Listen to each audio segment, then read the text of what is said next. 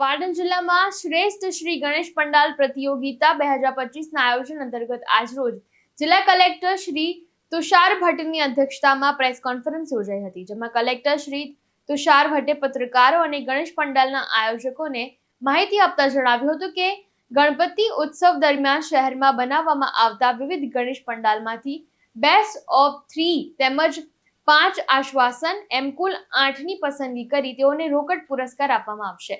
ગણેશ પંડાલના મંડપ શણગાર, સામાજિક સંદેશ, ગણેશ પ્રતિમાની પસંદગી, જેમાં ખાસ કરીને ઇકો ફ્રેન્ડલી, ઓપરેશન સિંદૂર, દેશભક્તિ, સ્વદેશી પંડાલ સ્થળની પસંદગી જોઈએ તો ટ્રાફિક કે આસપાસના લોકોને અડચણરૂપ ના થાય તેવી હોવી જોઈએ. સ્થાનિક વહીવટી તંત્રની મંજૂરી અને ગણેશ પંડાલ તરફથી કરવામાં આવનાર આ પ્રવૃત્તિઓને ધ્યાનમાં રાખી જિલ્લામાંથી સ્થાનિક મૂલ્યાંકન સમિતિ દ્વારા એક શ્રેષ્ઠ પંડાલની પસંદગી કરવામાં આવશે. આ માટે જિલ્લા રમતગમત કચેરી ખાતે પણ ગણેશ પંડાલનું રજીસ્ટ્રેશન કરાવવાનું રહેશે.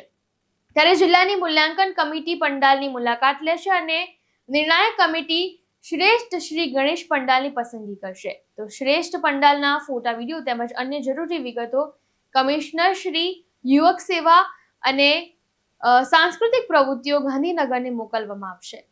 આશીષ શાહ સાથે ચક્રવાત ન્યૂઝ, પાટણ.